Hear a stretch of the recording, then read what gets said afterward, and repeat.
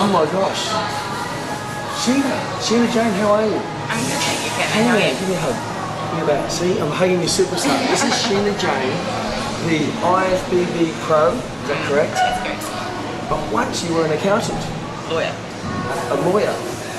We're just talking about accountants, weren't we? That's where that popped out. We're talking about law and accountants. And hey, so welcome, Jenna. Thank you. We're here at Les Mills in Auckland at the moment. This is where you used to do all your training and still do sometimes. And now you're a graduated Max student, and you're living the dream. I am living the dream. You've gone from lawyer to now an international star in professional. What is it called? Figure or? It's bikini, but I mean, I like to say bodybuilding because it's real tough. But yeah, it's just But people kind of those they delts kind you of look got at me shown. sideways when I say I'm a bodybuilder because I mean I'm not that big, but you know, it is bodybuilding. Yeah. But you're tight. Yeah. Tight.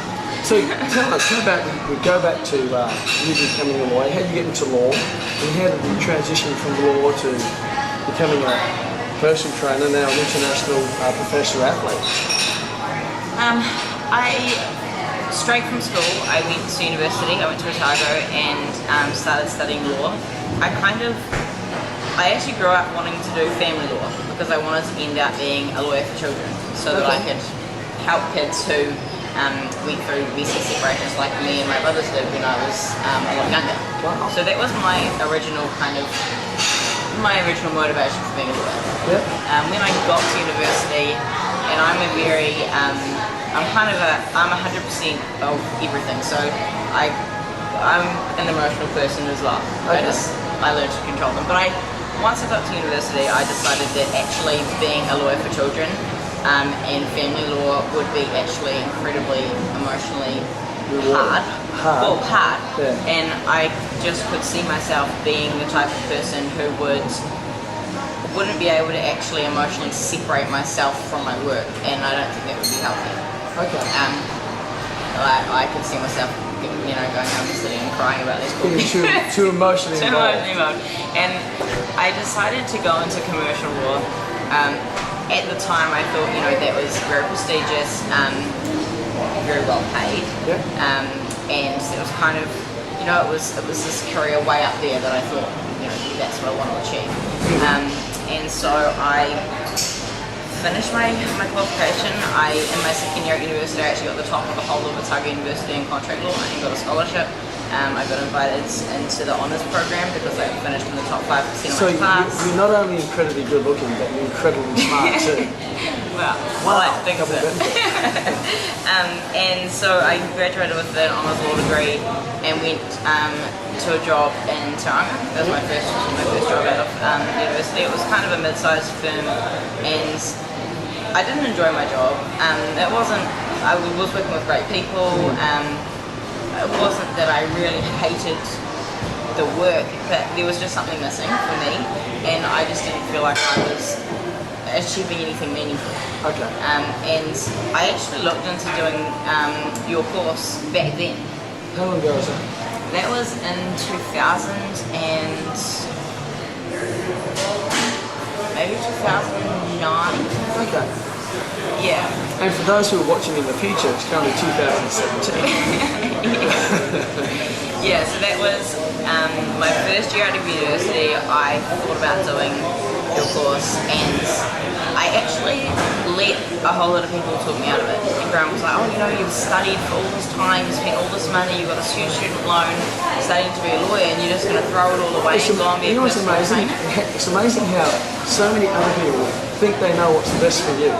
Yeah, and so I thought, okay, I'll just give it a bit more time. So I thought, okay, I've only worked in one job. I can't, just give up the whole career because of one job. Yeah. So I thought, okay, well, this was a bit of a quiet job, and it wasn't a big firm environment. So I thought, well, okay, what can I do? Let's just try and get a job at the biggest firm in the country. So I sent a letter to Russell Bay. They weren't advertising for anyone, but I sent the letter and said, hey, I want to work for you. And they offered me a job. Wow. And so I moved from Tauranga to Auckland to work at the biggest, most prestigious firm in the country. And it was That says something about you, right?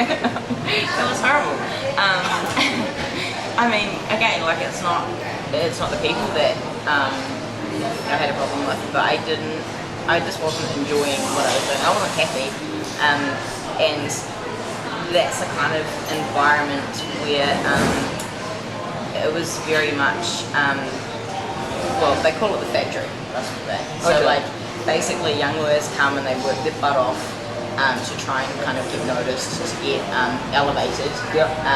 And I felt like I was watching these people sell their soul to, to try and get somewhere, actually with no guarantee they'd ever really get there. Up the corporate ladder. Exactly, and then it struck me as well, as a female, if I even want to leave and have kids, I watch these young lawyers, they leave, they have a baby, and they come back from maternity leave, and they're back at the bottom of the ladder, and I was like, this is just like, it's like a rat race, and it wasn't something I actually enjoyed doing. What's the end prize?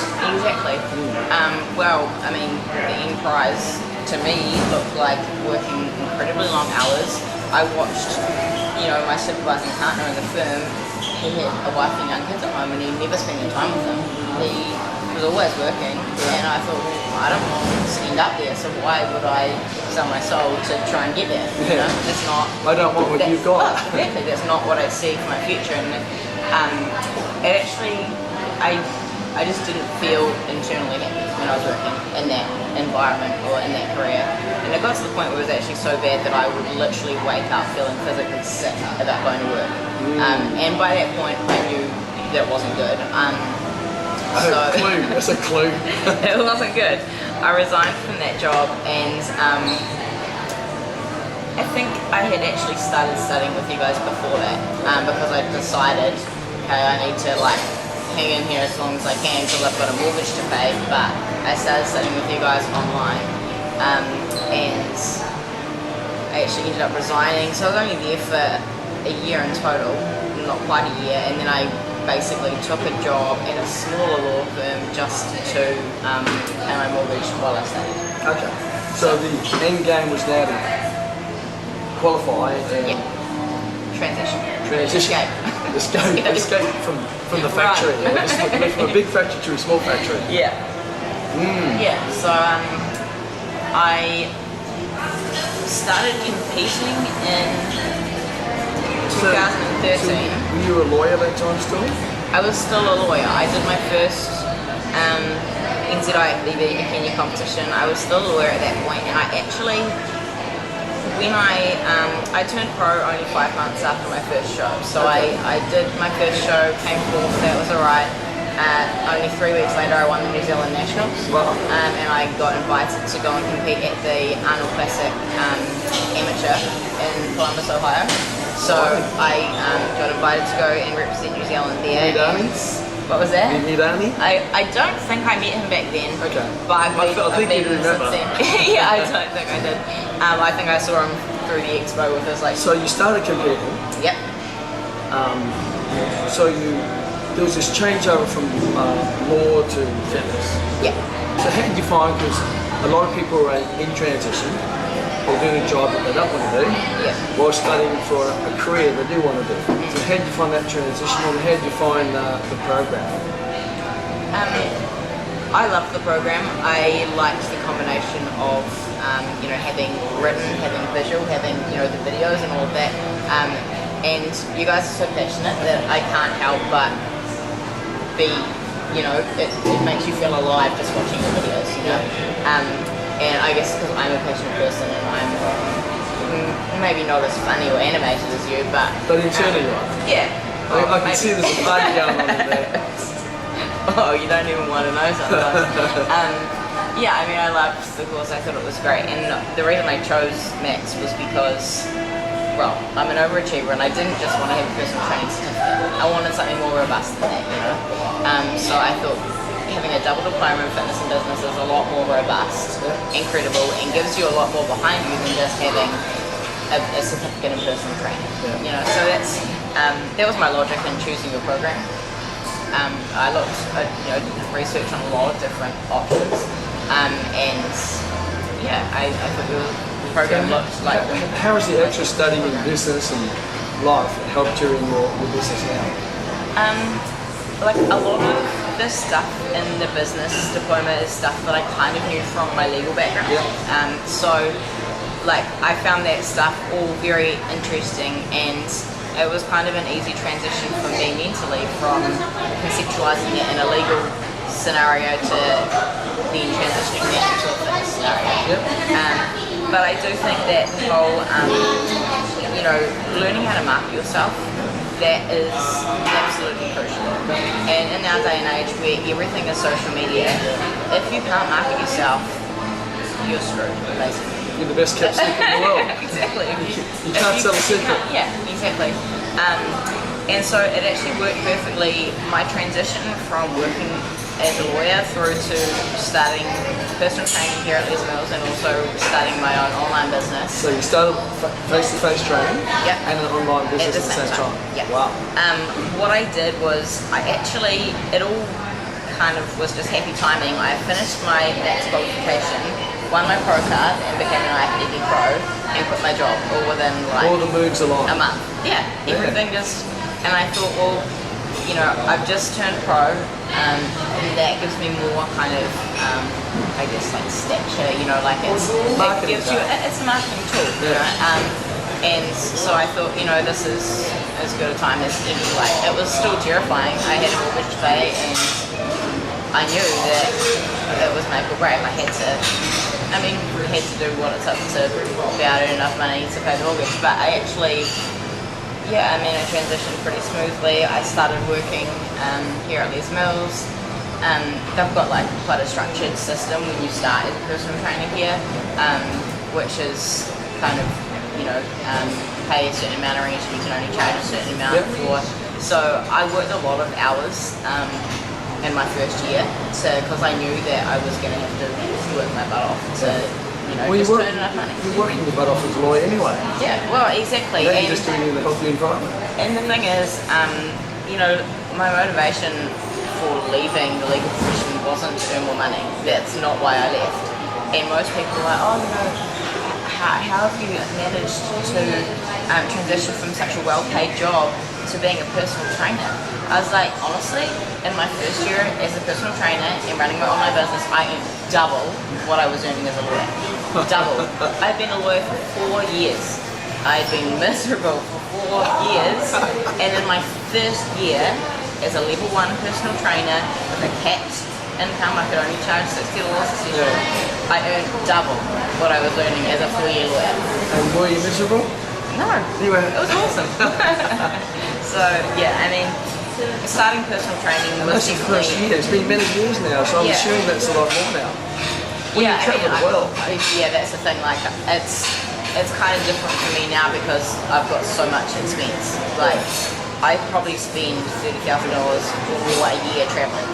Like, and that's just the flights and probably not even the accommodation. Like, so at the moment I'm kind of in a stage of paying it forward a lot with my career because if I want to get to the top, I've got to do this and I've got to do my time and I've got to, basically work my butt off to earn enough money to pay for these trips. I don't have a lot else to show for it, but I don't. But that's also a investment in your reputation. It is, and the thing is actually the better my competing goes, the more clients I get. The better my shows go, the better my clients' shows go, and that's kind of my direction I've taken with my online business. The majority of my clients are clients that want to compete. So at the moment, you were sharing before, you don't really do face-to-face anymore because you're traveling so much. You now run basically an online business. Yeah. So tell us about that.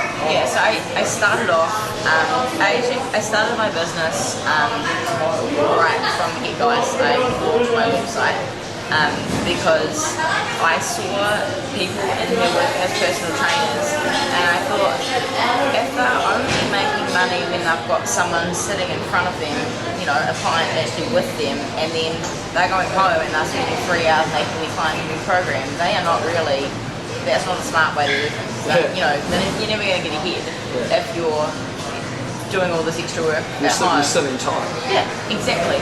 And so I thought, no, I don't want to do that. So I never did, free programs in combination with my personal training. I had an hourly rate for personal training sessions, for face-to-face sessions, but all of my programming, so all of the nutrition plans, all the training plans, is all through my website. So I structured it that way from the get-go, and that worked really well. So I had some clients all of my clients were online clients, effectively, but some of them also came for personal training. So I had some clients at the other end of New Zealand, and they are on a 12-week transformation package online. And I've got a client from Auckland who's on the same package, but they also come and pay once a week for personal training sessions. So basically, I've kept them separate right from the start, and that's worked really well. Online obviously allows me to work with people anywhere. I've got clients now it's not local, it's global. No, exactly, all over New Zealand, quite a few from Australia, and a kind of a growing base from other places, America, England, like just spread around. Clients all over the world. Yeah, which, I mean, it's really cool, and I mean, last year, in the last 6 months of 2016, I travelled. I was away for 4 out of 6 months. Like I spent more time travelling than I did actually Going in to New competitions. Zealand. Exactly, going to competitions. So I'm always on the go, and that means that I need to be able to take my work with me. Like a lot of people are like, oh man, you've got such a great life, you just travel around and Just compete. cruise. I'm like, Sightsee. seriously, my laptop is an extension of my body. That's your business. That's my business, and I'm always on my laptop. I'm always on my phone. If I'm doing cardio, I'm emailing a client back. I literally work like 24/7. I mean, but it doesn't feel like work. Because you love it. Exactly. And you're working for yourself. Exactly. A lot of people kind of think that I'm just living this luxury life, but actually, competition. actually, I have to work really, really hard to actually be able to afford to do all of the travel that I do. And I've kind of, I've transitioned my business so that I'm only online now, but I also, I don't even have a car anymore. Because I'm away so much, it's like, well, there's no point having money tied up in a car.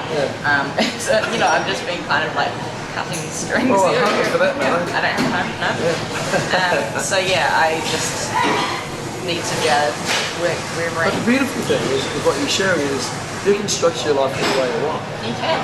You can have a car, you choose not to have a car. Yeah. You can have a home, you choose not to have a home. Exactly. You can work face to face, you choose work online. Either way. So your online business now is still earning you plenty of money as compared to being a lawyer. Yeah. Yep. And it works around my, competitive career. If I was still working as a lawyer, there is no way I would be able to do the competitions I've been doing, to travel to the competitions and to get the training done. I mean, I'm in the gym 4 hours a day at the moment. Yeah. I just couldn't have done that if I was still a lawyer. And it works really well. I get up early and do a fasted session, and I go home and eat, and I just literally sit on my laptop doing programs. Running your business. Yeah, running my business. Your business, not someone else's business. Exactly. And the thing is, I work as hard as I want to work, and you only get the benefits of what you put in, So if I was lazy and couldn't was doing any work, based on your history, there's no sign of laziness. I just, it's if I want to succeed, I have to work. So, I'm always working. And then I'm back at the gym, and then, when I've got lots of cardio to do, I can write some emails on my phone, answer quick questions, just whenever I can, chip away at things. I do. Who's your typical client? I have a lot of clients. It's become more specialised throughout my career. As I've kind of progressed more in the competitive side of bodybuilding, I've got a lot more of those kinds of clients. Yeah. A lot of people, they follow me on Instagram and I inspire them, and then they're like, right, that's it, I'm doing competition, and they're in contact with me because they want a coach. They need a coach, yeah. Exactly. So I've got a lot of bikini competitors. I also have a lot of young females who want to look like a competitor, but they don't actually want to get on stage. Yep, so they want to look in a bikini, fair enough, but they don't want to actually go through the whole process of getting on stage. Although quite a lot of those ones actually end up changing their minds. Of course they do. When they like it, they say, actually, hang on, I look pretty good. I'll show this I'm off. gonna do this. Yeah. I'll capture this in time. Exactly. But I've kind of found that right from the start, I've kind of attracted a base of clients. A lot of them are very like educated, professional, switched on young woman, and I think my background as a lawyer helps with that. You know, like if someone's an accountant or a lawyer and they're switched on, they're smart, they don't want to go to any old personal trainer as such. And so exactly, and so accountant. Yeah. That's where the accountant came from. Yeah. You're a fellow professional. There's mutual respect there. Yeah. And you still have a common cause.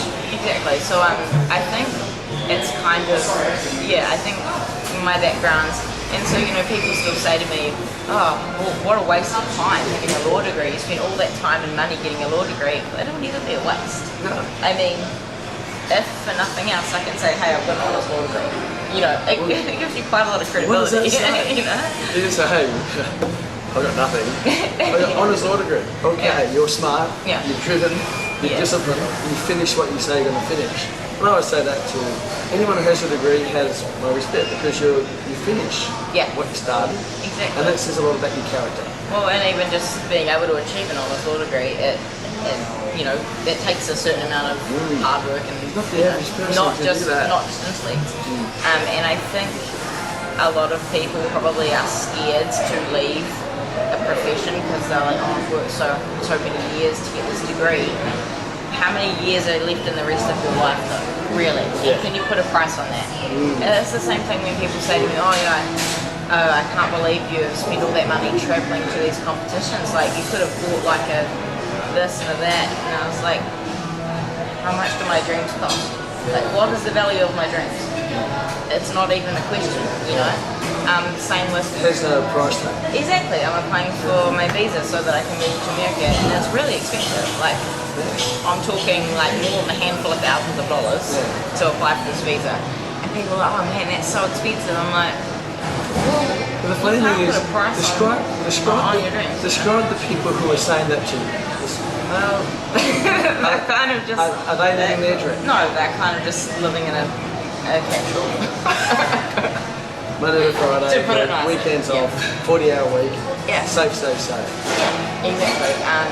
And you know, it's funny, a lot of, now that I've kind of, I mean, being in the public eye has kind of made me become kind of less responsive to the critical opinions of others and a lot more able to just kind of keep my blinkers on and stay focused on what I'm doing. I know who I am, I know what I stand for, and I'm just doing my thing, no matter what other people say. But when I was a lawyer and I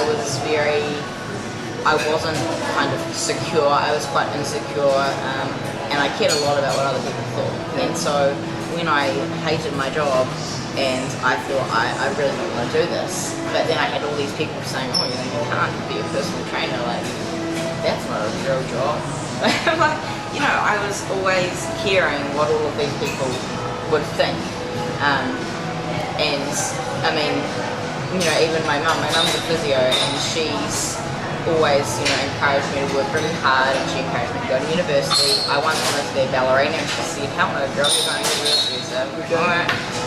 But she's always taught me to work hard and that's kind of one of the main reasons that I didn't actually want to just quit my law job in the first year was because I didn't want to disappoint my mum. Because I knew that she, you know, had raised me to not be a quitter. So I thought, no, I'm going to stick this out. But it actually got to the point where I was so miserable that my mum was concerned and she was telling me that I needed to do something about it. So it was pretty bad. And I just learned not to care what other people do. So who do you listen to now? I listen to people who have done things that I would, or people that have overcome, you know, struggles. Not necessarily, you know, I'm inspired by people who are like the best bikini athletes in the world, in my in my sport. But I'm also inspired by, people who are very successful in business. People that take their passion and run as far as they can with it and actually, do something with it. But it's not always, the people that have got the most money or most of the fancy stuff. It depends how you measure value. Exactly. Money is a small measurement of value. I mean, it's a measurement, but it's not, in my opinion, the most important one. So, I mean, I'm definitely inspired by people who overcome, hardships and setbacks and are always positive and, trying to better themselves. So you said you're now living down to America, to LA? Yeah. So tell me what the grand plan there is. I kind of don't know. But you know it's the right thing to do, right? I keep telling people that I'm like a bodybuilding gypsy. I kind of don't really know where I'm going or what I'm doing because at the moment for me I kind of live from show to show. Yep. So I'm going back to the States next week to compete in 2 shows and hoping to qualify for the 2017 Bikini Olympia. Oh, fantastic. So last year I qualified for the Olympia and I was actually the first bikini pro from all of Australasia to ever qualify. Yep. So no bikini pro from New Zealand or Australia or any of the islands had ever qualified for the Olympia before. Yep.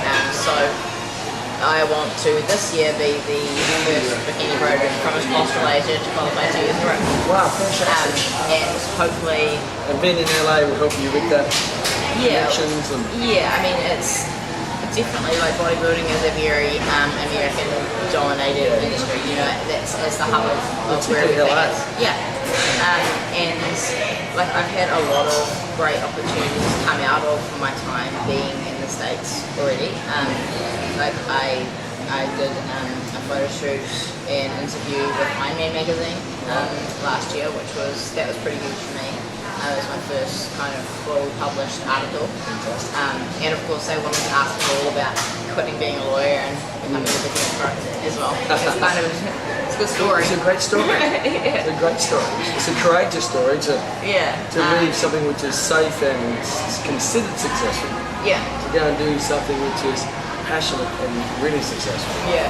And I actually often post a lot about that kind of thing on my social media posts because I'm such a type A organised. I have lists for everything. I've got lists on my phone, I've got to-do lists, I've got lists in my head. I'm a very structured person. So actually this lifestyle that I'm living is actually probably the most challenging lifestyle I can possibly live. I kind of don't really know what's next. I have to do these shows and hopefully win one to qualify for the Olympia. If I don't win a show, I'll have some points towards the Olympia, but I won't have the automatic qualification, so I might have to compete again. I might be able to take a break. I don't know. Beyond my next show, I don't know what I'm doing. But do you know that it's the right direction? Absolutely, yeah, it is the right direction, and I find particularly when I'm close to a show and I'm hungry and I'm tired, it was literally one after the other. Just keep going. I know I'm going the right way, but just sometimes I'm slower than others. So always moving. Yeah. Okay, so what advice would you give to people out there who are in a job which they don't really like and they're afraid to make that leap of faith into doing what they really want to do with your advice? Have you done that? Honestly, you just have to jump. You do. I obviously, if you've got responsibilities, I had a mortgage. I had to, line my ducks up properly before you can't be reckless, obviously. But if you want it bad enough, you'll make it. And that's, I think, I was saying earlier that I went from a lawyer to a personal trainer and I doubled what I was earning as a lawyer and my future as a personal trainer when people were expecting me to earn less, but I had to. And I'm so stubborn that I was like, right, screw everybody. I'm gonna do this. I'm gonna do this and I'm gonna do it better than anybody thinks I can do this. But at the end of the day, you've got to really weigh out what makes you happy. You only live once, literally. And if you spend your whole life sitting in a 9 to 5, miserable, what's the point? What's the point of life? You're here to be happy and to do something that makes you feel fulfilled. And I mean, I love competing, but actually coaching my clients and helping my clients overcome things is actually more rewarding for me than, I mean, yeah, medals are great, but I don't do what I do actually for medals, and qualifying for the Olympia was great, but I actually do what I do to try and inspire people to help them. But those medals allow you to help people. They do, yeah. So, I mean, the biggest thing I can say is you have to follow your heart, and you just have to do it. So I want you to imagine if you stayed being a lawyer, what would be some words that would come to mind now if you were still a lawyer in that factory? What were some words? I would have probably jumped out of the window for now. Now you're a full-time fitness professional and an athlete. Yeah, I mean, what are some words that describe your life now? To be honest, the person I was back then wasn't brave enough, courageous enough to be doing what I do now. And the person I was back then probably wouldn't actually believe that this was even possible. Yeah. Like, I didn't believe in myself enough to do it yet, and you of course helped me a lot with that. You know, I just had to actually decide and have faith and say, no, I'm going to do what it takes, and believe in myself enough to make it happen. Because at the end of the day, you know, when you're an employee, you're given orders, you earn money, whatever, but you don't necessarily, you're not really driving it, you know. And now I feel like I'm in complete control of my success, of my happiness, of my income, everything. Like, if I want something, I just have to work my butt off for it. And if, you know, every time I achieve something, I just dream of something bigger that I want to achieve. You know, I don't stop. So, I mean, I'm always going somewhere. You're always dreaming and doing bigger things? Yeah, but I mean, I wouldn't have even thought that I could do what I'm doing now. It's funny because you said beforehand, you look back at that person and says, I don't even know that person. No, I don't. I wasn't a strong person. I was just far too concerned with what the world thought, and I was kind of looking for approval. You know, I wanted to be a lawyer because that's such a prestigious profession. But I mean, what's prestige if you're miserable? Yeah. You know. Yeah. I mean, what's working in this noble profession if you wake up feeling nauseous every day because you actually dread going to work so much, and then you feel this massive wave of relief when you get to leave for the day? Like, it's not even healthy. No. It's not, and I see a lot of people get kind of stuck in that cycle and sort of feel like they're trapped, like they can't get out. And I mean, I felt like that for a long time, but yeah, you have to get out. There's no point sitting there feeling sorry for yourself. It's a slow death. Exactly. Like, just with the spirit. Yeah, exactly. So I mean, I think it was just through your course and kind of through just gradually planning what I wanted to do, and you know, taking my time to still be earning enough money to pay my mortgage whilst I studied, so that I could kind of just little steps, you know, just get myself set up with that platform that I needed, so that I could do it. And I mean, I said earlier, one of my clients, one of my old clients is now studying with you, and she's about to leave her job as an accountant and do what I do, and you know, she said, man, this means you leaving her job, and this is terrifying. I have so much respect for you. I don't know how you do this, and you just keep going. Well, the funny thing is, scary, she actually sent me an email the other day, and she said, you know, I've left accounting, I'm about to do this, and I'm terrified. And I said, that's a good thing. Yeah, exactly. You're moving forward. Yeah, I mean, and a lot of people think that I'm so kind of like brave and fearless and like such a badass doing what I do. Well, I'm like, badass. Oh, you know, kind of am, but no, I mean, it's not that I'm not scared. Yeah. I mean, I'm always scared. I'm like, because I'm such an overachiever as well, I'm like, failure is terrifying. Yeah. Like, I'm terrified of failing, which is why I won't let it happen, you know? It's not about not being scared, it's about doing it anyway. If you're not terrified, you're probably doing the wrong thing.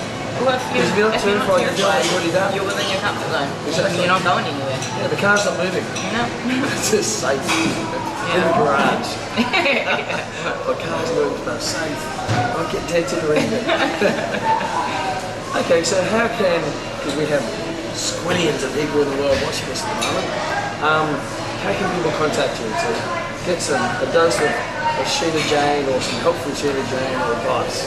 I have a website, Yep. www.sheenajaynefitness.com, and it's Jane with a Y. Jay with a Y. I could give you the details so you can add on.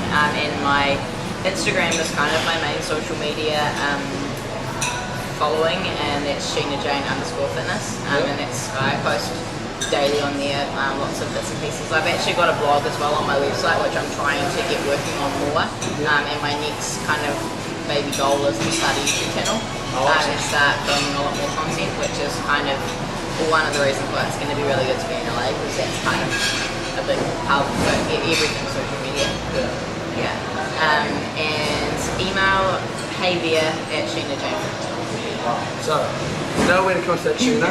And I was saying to my wife Rory before I came and came to see Sheena, and just let you know, she said, and we said, we're so proud of you and what you've done and your journey from, because I remember meeting you when you were a lawyer and that transition, and it takes courage.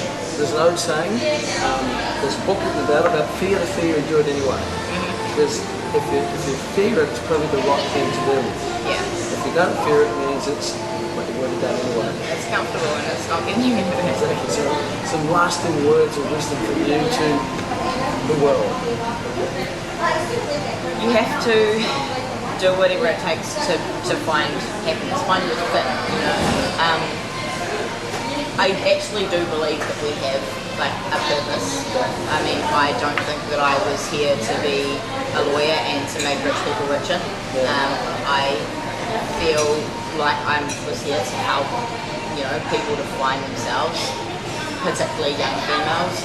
You know, like I grew up battling an eating disorder, a whole lot of body image issues, really unhealthy relationships with food and exercise throughout my years at university and my like early 20s, and I've kind of learned enough and experienced enough to get through that, and I have a lot of clients that are travelling that same path, and they come to me because they want someone to look up to who's been there and done that, and actually being able to change someone's life like that, like you just can't even put a value on that. You can't. And you know, I feel like that is the most fulfilling thing in the world to me.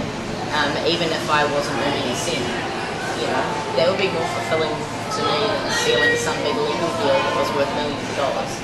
You know, and I think I mean, the health and fitness industry it's always growing, and you know, fitness and health and happiness are all so interlinked. I just think it's the most rewarding industry to be involved in. And I mean, if you want to change people's lives in a way that actually matters, and I'm not talking about dollar bills, then I mean, this is a perfect space to be in. So I think you just really have to follow your heart and be brave enough to take risks. You know, I mean, I take big risks all the time. I've, you know, obviously left a career, I've left relationships because they haven't been supportive of where I was going. And you know, you've got to just be able to be strong, and you know, you'll end up surrounded by the right people and the right opportunities. What were we talking about? No, you just finished up. So I guess there's a saying I heard: chase your passion, not your pension. But if you look at the word passion, you spell it PASSION.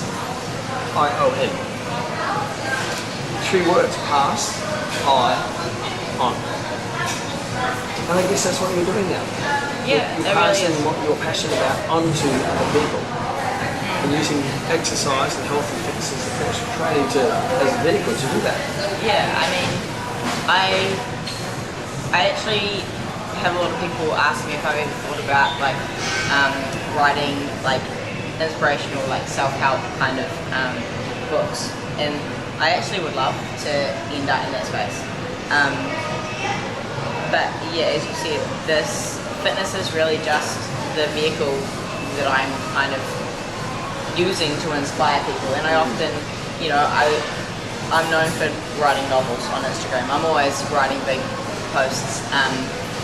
I just kind of, I mean, I'm a lawyer, so naturally I'm all about words, you know. So I mean, I love using words and, you know, motivating kind of situations, and a lot of just honest situations with telling people about my hardships and what I've done to overcome them, you know, to motivate people.